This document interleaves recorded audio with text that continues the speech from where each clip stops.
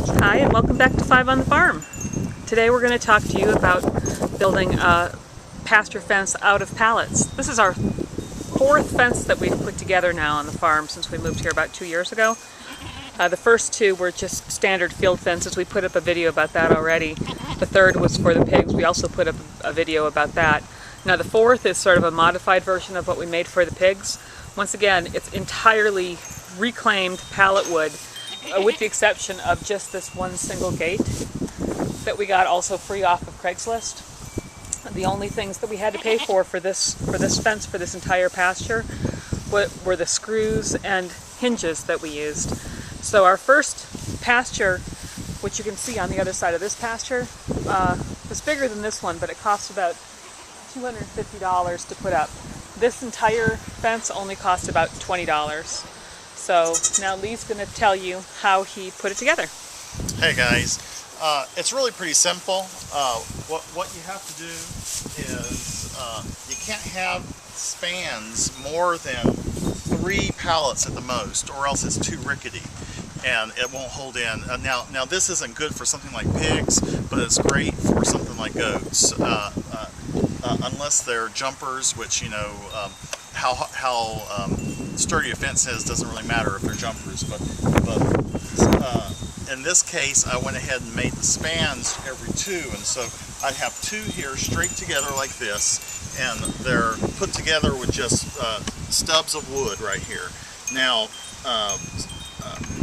preferably it'd be nice to use like some kind of hurricane strap, or another thing that we've used that's reclaimed is just door hinges. We've got door hinges from Habitat for Humanity Restore, and those work really great in joining 2 together. But then what I would do is once we've got 2 together, I then make one pallet be perpendicular to that. This gives it strength and keeps the animals from being able to push it over and move it from like one area to another. So what you do is you join these by putting the screws in from this pallet into here, and that holds this pallet to here, to the perpendicular one, and then you use the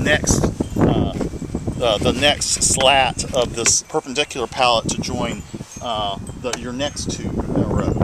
And so you just follow that, do that all the way around. And like I said, usually 2 is really good for every perpendicular, but you can go every 3 if you join them together really well. But I would suggest hurricane straps and hinges in that case. And other than that, it's just joining it to the corners of buildings if you need to. Once again, I just use screws, and in this case we reclaimed this, as Rosie was saying, we reclaimed this off of Craigslist, and I used some of those Habitat for Humanity hinges to hang it right here on the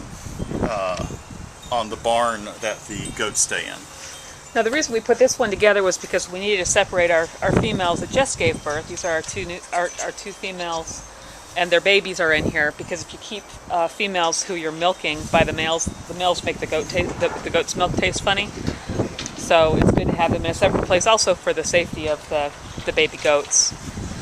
So this is their new hangout. Another thing that I liked about this that I thought was interesting is when you're on really uneven bits of land, this works really well, because you can raise up the sections from one small section at a time, and then you don't have to worry about gaps between the bottom of the pallets and the ground. So it's actually more difficult for the goats to get out of here by far than it is out of the field fence that they will dig under, that they can push their way under to get out. Well, and plus the average weight of pallets is about 40 pounds per pallet, and so 30 or 40 pounds per pallet.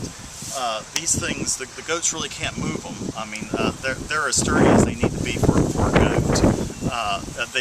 And like we showed you in the previous video, they work for pigs. You just have to make sure it's really put together well for pigs, because of how they root the ground up, and they'll root up underneath. We've seen a pig, if these weren't really solid with a pig, they'll root up underneath it and they'll push the whole thing, and they'll part these guys. And that's why I was saying, for something like pigs especially, using hurricane straps and hinges is really your best bet. And then just make sure that you have a decent shelter inside. if you're putting something together, you certainly can put something together with pallets also. Here are our new babies. If you want to just use, this was an old dog kennel that we had on the property, so we use that. It's covered over the top. Goats mostly just need a place where they can stay dry. On the inside of this, just to keep them extra warm, we put in one of those dog igloos, and the goats love that. So our females and our babies are really enjoying their new home. Hope you enjoyed the video. If you like it, sign up for the channel. And thank you so much for joining us for another 5 on the Farm. Bye-bye. Bye.